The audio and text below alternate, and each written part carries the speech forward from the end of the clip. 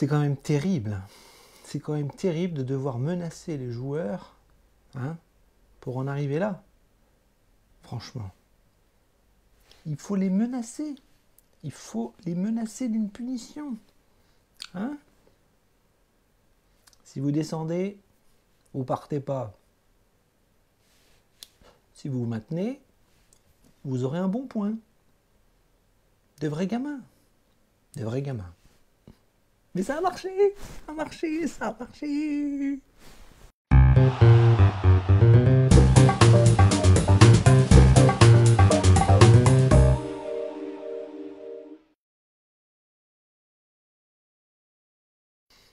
Salut tout le monde, salut les monégasques. Bienvenue. Bienvenue dans ce nouveau débrief, la 37e journée de Ligue 1. Et oui, ça se termine. Ça se termine et c'est pas plus mal. On va voir un petit peu que cette fin de saison est bien compliquée. Mais ce soir, il y avait un match crucial. Un match, on va pas parler de finale, on va dire que c'était un match... ça ressemblait à une finale de Coupe du Monde, en effet. Ça ressemblait à un match pour le titre. Ça ressemblait à une finale de Coupe d'Europe. Non. C'était pas ça du tout. C'était tout l'inverse. C'était un match de bas de tableau et c'était un match pour le maintien. Un match capital pour s'en sortir, pour rester en Ligue 1. Et ce soir, l'objectif, il était clair. Gagner. Il y avait aucune autre possibilité. Gagner. En plus, derrière, on savait que ça revenait les semaines passées. Là, on savait que ceux de derrière avaient des matchs compliqués. Donc, il y avait tout pour mettre un pied et 4 orteils en Ligue 1 et d'y rester une bonne fois pour toutes. Et l'objectif a été atteint. Réussi.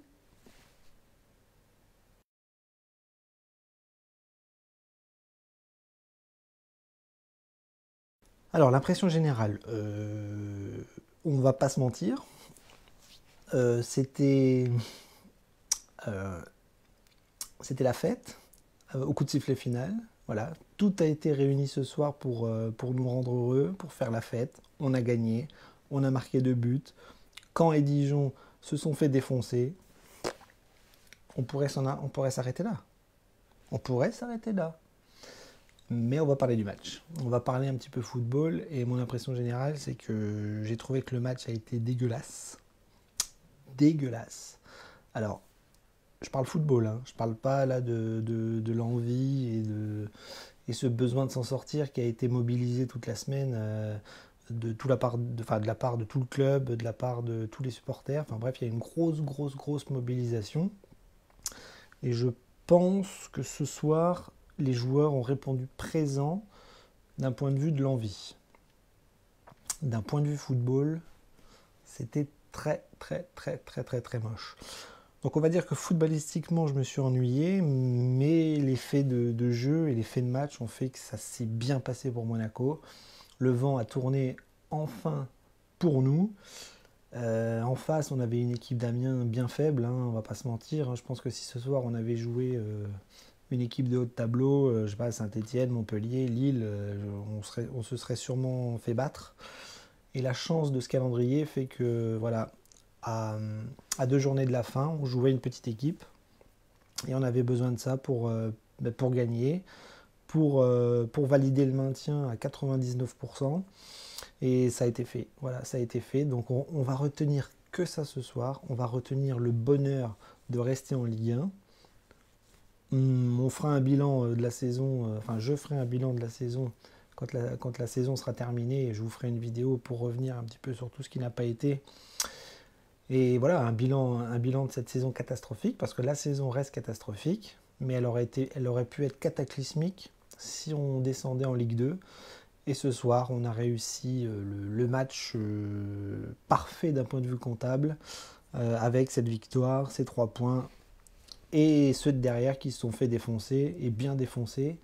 Enfin bref, tous les feux sont verts pour nous ce soir, et le maintien est quasi assuré, on va pas se mentir. Voilà. Donc mon impression générale, c'est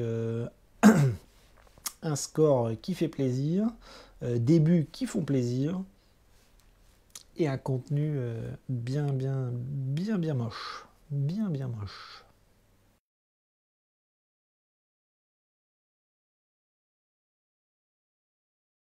Alors, on va résumer un petit peu le match. Comme je vous ai dit, c'était un match dégueulasse. C'était pas beau à voir.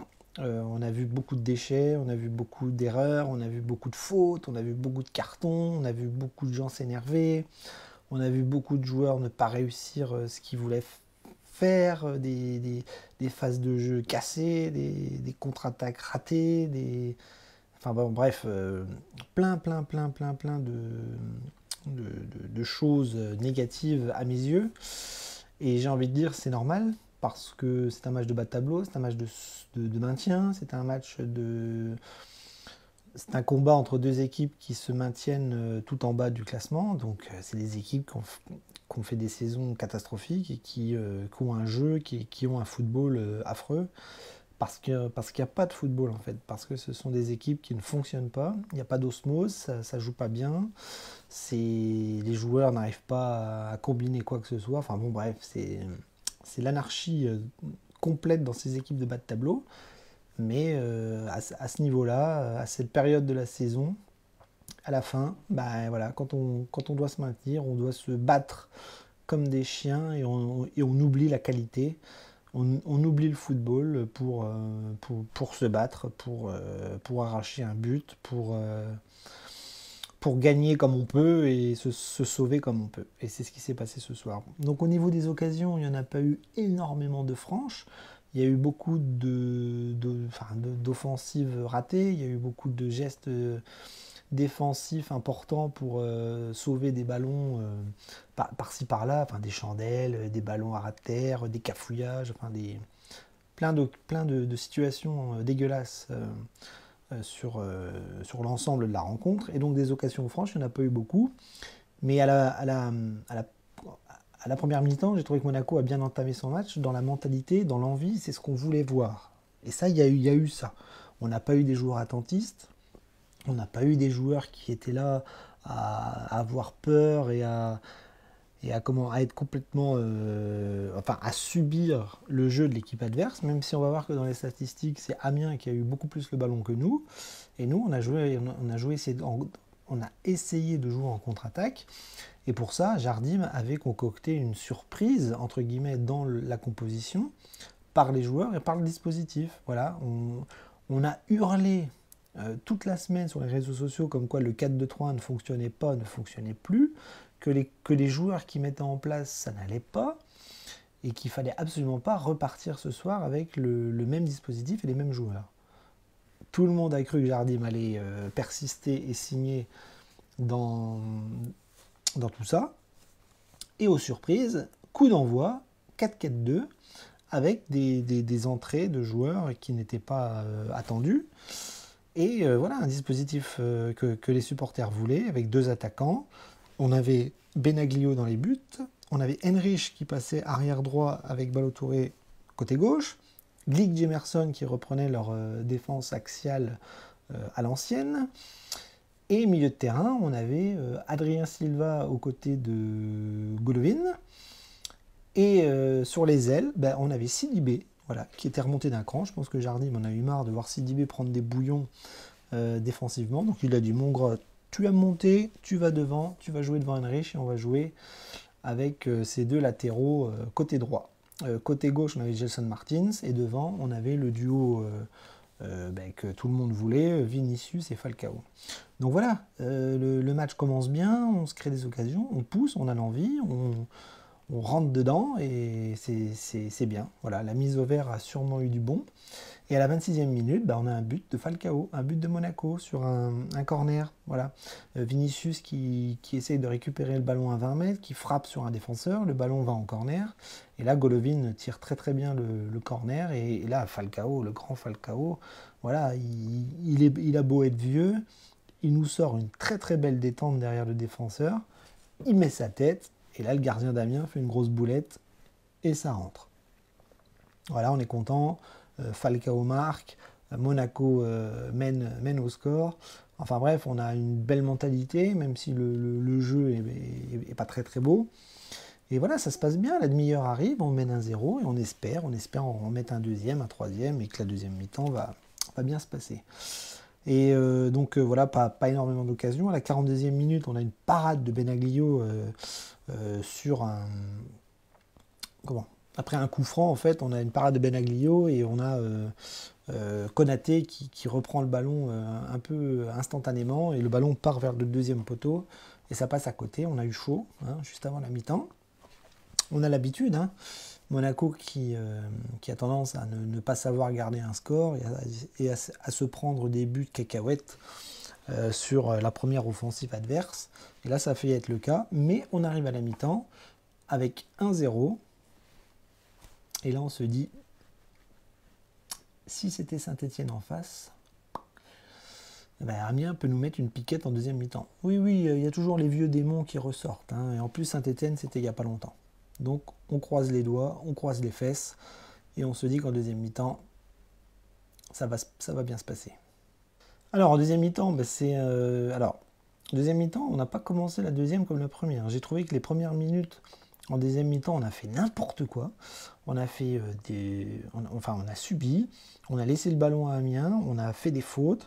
J'ai vu des défenseurs monégasques se prendre des petits ponts. Un début de deuxième mi-temps assez catastrophique et les Amiénois se créent des occasions, ça peut être dangereux et ils peuvent égaliser à n'importe quel moment dans ce début de deuxième période. Dès la 47e minute, on a une parade de Benaglio.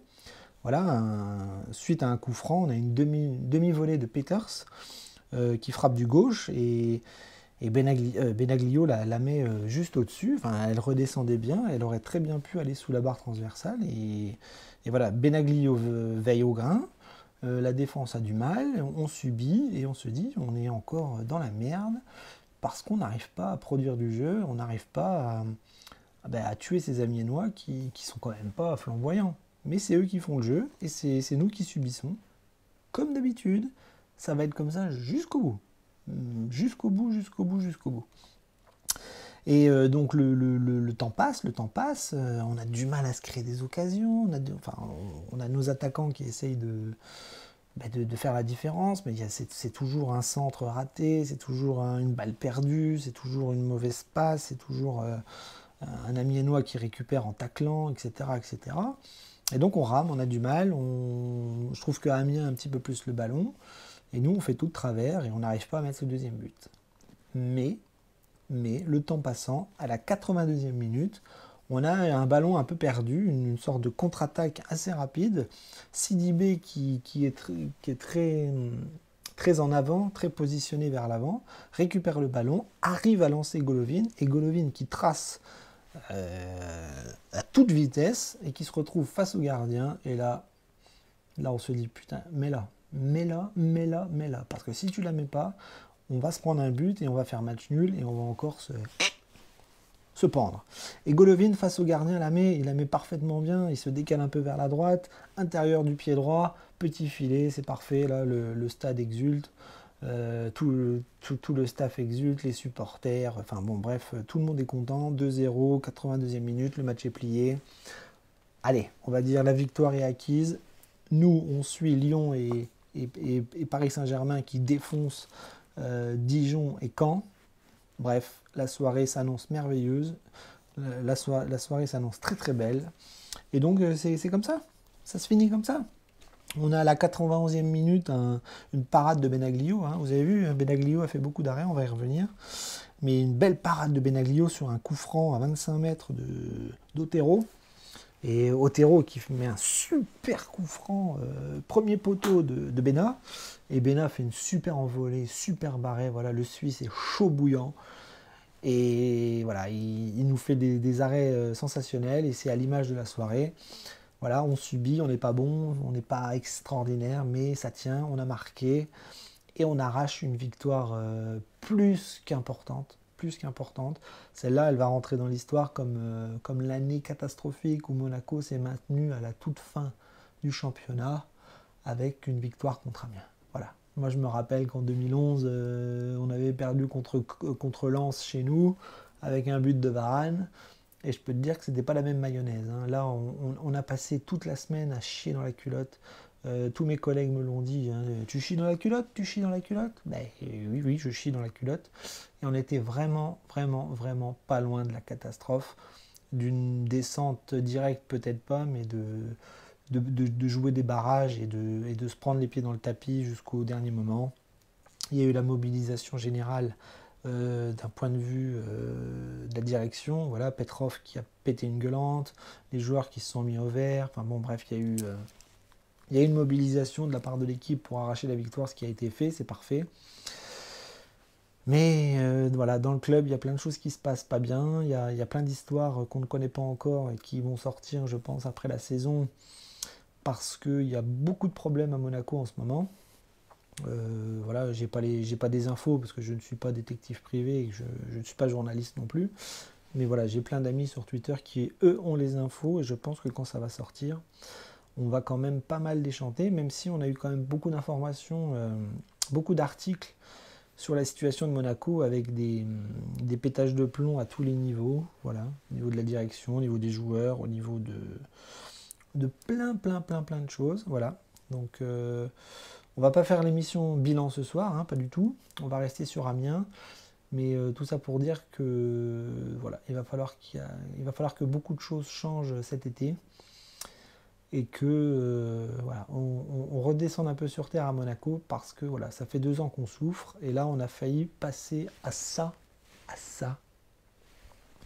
de la catastrophe industrielle. Voilà, vraiment. Mais on a gagné et on est quasi sauvé. Et c'est ça qu'on va retenir ce soir.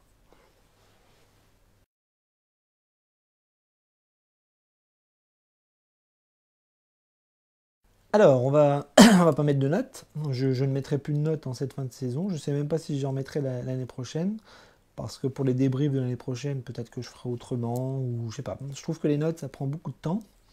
J'ai tendance à me répéter sur pas mal de joueurs. Donc, je trouve que c'est pas mal de faire des analyses un peu globales. Et c'est un petit peu plus rapide et c'est un petit peu plus facile pour moi pour monter ces petites vidéos.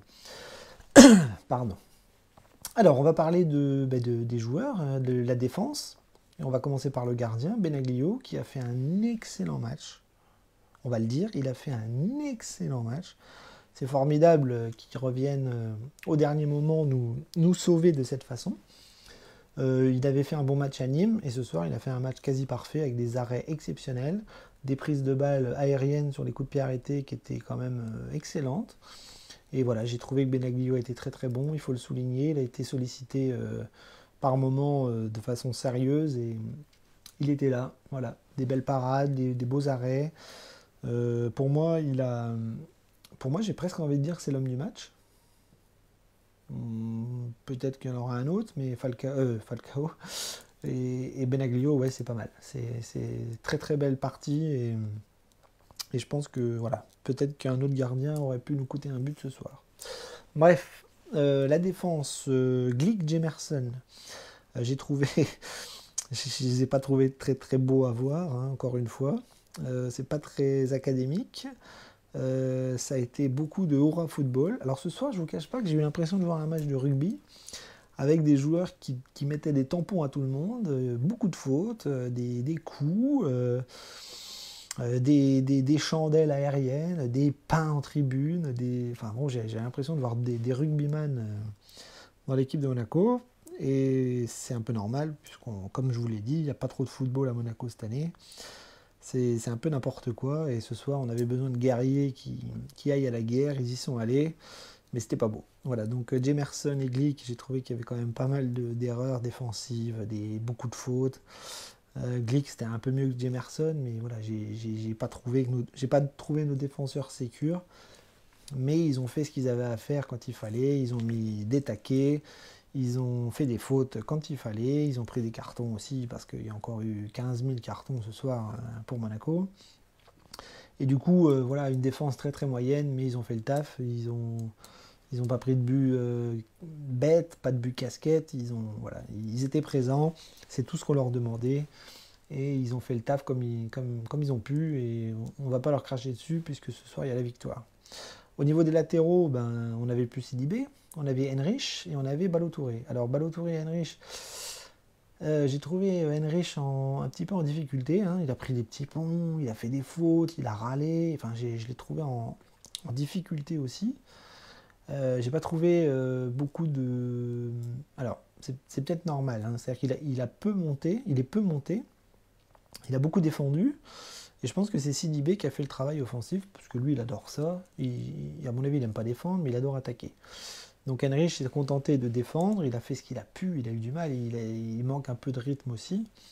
Mais ça a été assez compliqué dans des 1 contre 1, dans des prises de joueurs. Alors il a laissé un peu moins d'espace que Sidibé d'habitude. Mais voilà, je ne l'ai pas trouvé très très costaud et pas très très rassurant sur certaines phases défensives. Voilà. Mais comme les autres, il a fait le taf, il a été au combat, il a fait le guerrier et ça a payé puisque l'équipe a réussi son objectif. Ballo-Touré aussi, hein, des petites errances défensives encore une fois. Lui, il est un petit peu plus monté pour le coup. Mais j'ai quand même trouvé là pour le coup des latéraux beaucoup moins offensifs que d'habitude. Je pense que Gelson, de toute façon, à partir du moment qu'on jouait en 4-4-2, on avait un milieu de terrain en moins. Il fallait que les joueurs de couloir travaillent beaucoup plus. Gelson, qui lui est resté à gauche, et Sidibé, qui ont fait un gros travail aussi défensif et offensif. Et les deux latéraux ont pu monter beaucoup moins pour se cantonner à des tâches défensives. Milieu de terrain, Adrien Silva et Golovin, écoute, Golovin, c'était pas mal. Encore des petites erreurs techniques dans le milieu de terrain, des passes mal dosées, des appréciations compliquées avec un combat physique aussi encore compliqué pour Golovin. Mais bon, il a marqué un but, il donne le premier but à Falcao sur le corner. Donc voilà, 2 passes décisives, on va dire. Et donc il fait le taf aussi. Et comme il a marqué, voilà, ça efface un petit peu sa prestation qui a été moyenne dans son ensemble.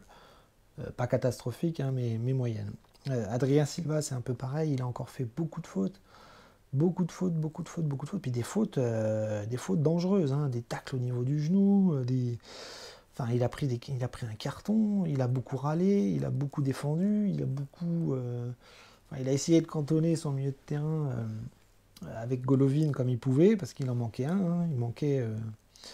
Il manquait un Aoulou, un Fabregas ou un vainqueur à côté de lui. Là, pour le coup, c'était Golo. Donc voilà, un gros travail d'Adrien Silva, beaucoup de fautes, toujours en retard sur des 1 contre 1 au milieu de terrain, et donc c'était un peu compliqué, mais voilà, il a mis l'intensité qu'il fallait quand même. Il fallait tout faire pour étouffer le milieu de terrain amiénois. Ça n'a pas été super efficace, mais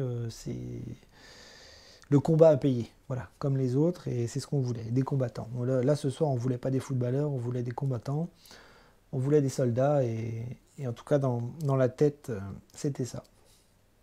Au niveau de l'attaque, donc on avait... enfin de l'attaque, non, au niveau des milieux offensifs latéraux, on va dire, on avait Gelson et Sidibé. Donc Sidibé qui est quand même beaucoup plus à l'aise quand il a peu de tâches défensives à faire. Donc voilà, gros travail, grosse activité sur le côté droit pour essayer de faire la différence et d'adresser des centres à ses attaquants. Beaucoup de maladresse, voilà, une technique très très très très très moyenne, mais il a été au combat physique et c'est ce qu'on demandait, hein, je vous le répète, on ne voulait pas des footeux ce soir, on voulait des soldats et des guerriers. Donc Sidibé a fait le taf au moins à ce niveau-là, à défaut d'un football technique et flamboyant. Gelson Martins côté gauche, hein, d'habitude il jouait à droite avec Ronny. Ronny n'était pas là, mais donc grosse activité sur le côté gauche. Il a fait des allers-retours, il a essayé, enfin comme d'habitude, hein, il a essayé, il a dribblé, il a essayé de faire la différence, mais ça n'arrivait jamais, hein, c'était très très compliqué pour lui. Il s'est retrouvé une paire de fois devant le but, il a essayé d'enchaîner, ça n'a pas marché. Il a essayé de centrer sur les côtés, ça n'arrivait jamais sur la tête d'un coéquipier, enfin voilà, beaucoup de déchets. mais une grosse activité, une technique voilà, assez hors norme parfois, et un peu stérile à d'autres fois. Voilà. Donc voilà, des ailiers un petit peu en peine, et un petit peu comme les attaquants, hein, Vinicius et Falcao, qui... alors, Vinicius a été euh, exactement la même théorie que je vous dis depuis quelques minutes, là. C'est-à-dire que Vinicius a été mentalement euh, excellent. C'est-à-dire que moi, j'ai vu un joueur qui s'est battu, qui avait envie, qui a tout donné pour l'équipe, il a voulu se dépouiller pour bien faire. Il a, pour moi, au niveau de la mentalité, c'était 100% au top. Après, techniquement, très très très compliqué, hein. Il a essayé de couvrir son ballon énormément, il a essayé de jouer avec son physique énormément, il a essayé de chercher des fautes énormément. Il a du mal à le faire, hein. C'est pas un Italien, hein, Vinicius, c'est un Brésilien. Et pour un Brésilien, on peut pas dire que balle au pied, c'est excellent, hein. C'est même laborieux. Donc voilà, techniquement très très pauvre Vinicius, mais un gros impact physique, et c'est ce qu'on lui a demandé, je pense, un peu comme Giroud en équipe de France. Donc il s'est dépouillé physiquement, il a fait tout ce qu'il a pu, il s'est battu comme un chien, et ça, on le salue pour ça, on le remercie pour ça. Et pour le reste, pour le football, ben, on oublie parce que c'était pas beau, parce que c'était pas bon. Mais voilà, il s'est bien décarcassé, et qui c'est qu'on a profité? Falcao. Falcao qui a deux attaquants est beaucoup plus libre, et on ne cesse de le répéter. Ça a fonctionné ce soir, et il ne s'est pas créé 15 000 occasions Falcao, mais il en a mis une. Et c'est quasiment le but le plus important ce soir, parce que c'est lui qui ouvre le coffre et qui met le déclic dans ce match. Voilà, une super tête, super détente. Le gardien fait une boulette, on s'en fout, on prend, pour une fois que c'est pas l'inverse. Et c'est génial parce qu'il le mérite. Voilà, pour moi, c'est le joueur de la saison. Il marque beaucoup de buts dans une équipe en crise et en pleine catastrophe au niveau du classement. Et donc voilà, Falcao, grand capitaine, grand buteur. Et ce soir, il nous montre à quel point il est important dans des moments difficiles, et même dans d'autres moments où on voit que son compteur but a bien été rempli cette saison malgré tout. Voilà, au niveau des rentrants, Ronny Lopez, hein, Ronny Lopez qui est rentré avec Fabregas. Et voilà, Fabregas, on l'attendait une petite demi-heure, il a joué, on l'a pas beaucoup vu, il a essayé d'apporter son expérience pour garder le score. Et voilà, je ne sais pas si on le verra contre Nice la semaine prochaine, hein, ça m'étonnerait qu'on le voit beaucoup. J'espère qu'on le reverra l'année prochaine bien préparé, bien, bien, bien rodé dans une nouvelle équipe. Et voilà, ça fait plaisir de le revoir. Et puis Ronny Lopez qui lui a fait du bien, parce que Ronny Lopez, on connaît ses qualités. En ce moment, c'est pas ça, il a du mal, mais il est rentré, il a amené de la vitesse, il a amené de la couverture de balle, il a amené de la conservation, et il a amené un peu de folie devant qui nous a fait du bien, parce que sur son premier ballon, il a une contre-attaque où il part seul au but et il obtient un corner. Donc c'était une belle rentrée, et, euh, et ça fait plaisir parce que Ronny Lopez, moi je l'aime beaucoup, même si sa saison est compliquée. Voilà, donc que dire de plus, j'ai parlé de tout le monde. Je pense pas qu'il y ait eu un troisième changement. Si, Naldo à la fin, mais voilà. Jouer quelques secondes, on va pas l'analyser. Mais voilà, tout ce monde-là a montré un visage, euh, un beau visage au niveau de l'envie, et un football un peu, un peu brouillon, on va dire. Mais c'est pas grave, on s'en fout. Moi, je ne veux plus voir de foot à Monaco en 2018-2019. J'en ai rien à cirer. Ça joue bien, ça joue mal, je m'en tape. Je veux me sauver, et je veux qu'on arrête. Voilà, je veux qu'on arrête. On est quasi sauvé, on va pas se mentir. Il reste un match, et après, saison 80, pardon, saison 2018-2019, poubelle, poubelle.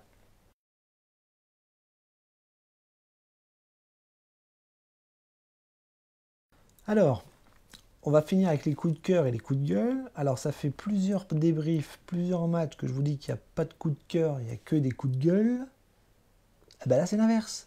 Ce soir, pas de coup de gueule. On va pas passer un coup de gueule sur une victoire ultra importante et sur un match qui nous offre quasiment le maintien assuré, quoi.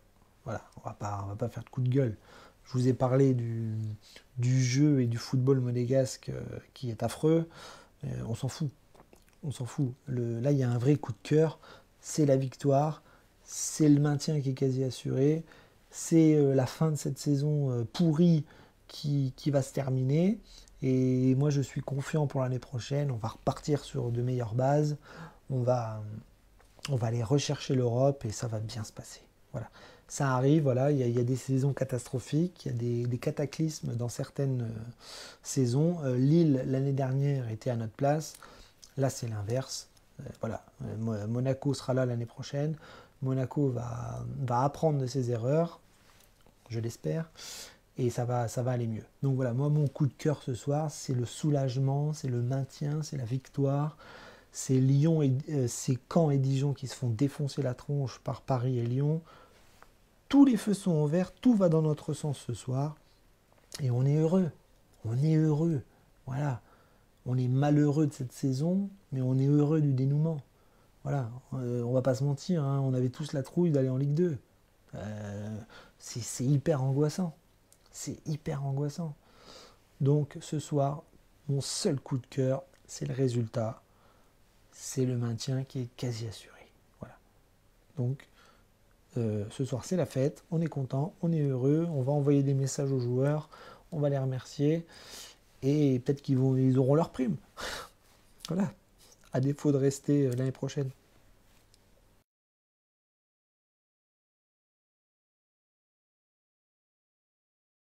Bien, ben, on va conclure avec la suite.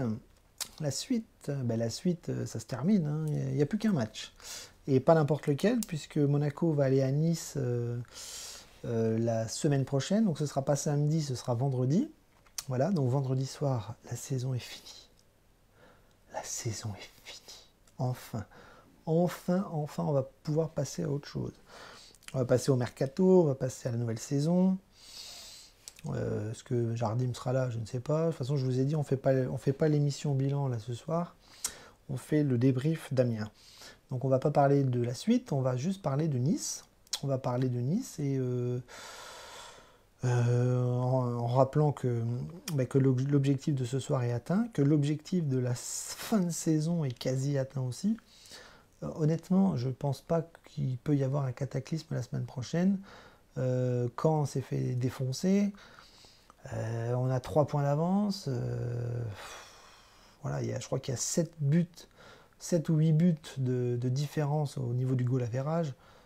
On va pas se prendre un 8 ou un 9-0 à Nice la semaine prochaine. Hein, donc voilà. Je pense qu'on est assuré à 99% du maintien. Et c'est très bien. Ça veut dire que la saison est terminée quasiment. Donc la semaine prochaine, on va aller à Nice. Je pense qu'il va falloir aller gagner là-bas quand même. Ça reste un derby, ça reste un match important pour les supporters. Et puis, il ne faut pas négliger ce dernier match-là, parce qu'il faudra partir en vacances voilà, avec la satisfaction du maintien assuré à 100%. Là, on est à 99% assuré, donc le petit pourcent, il faudra aller le chercher à Nice. Je pense que ça va le faire. Et puis voilà.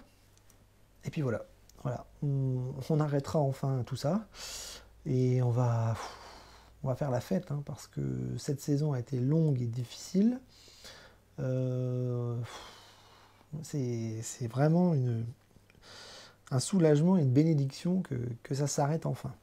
Voilà. Et puis après, on va passer au mercato, on va passer aux vacances, et puis on se reverra pour continuer à rêver d'une belle et nouvelle équipe l'année prochaine pour des objectifs importants qui sera retrouver l'Europe. Voilà, pour moi l'objectif il sera là. Voilà, que dire de plus que ce soir c'est un jour de gloire, c'est un jour de réussite, un jour de bonheur plein et entier. Voilà, moi je suis super content, je suis soulagé, je pense que je vais bien dormir ce soir. Et voilà, j'ai hâte que le mercato commence et j'ai hâte qu'on passe à autre chose. Voilà. Donc je vous dis à la semaine prochaine, Dagemonegu, et faites la fête, on le mérite.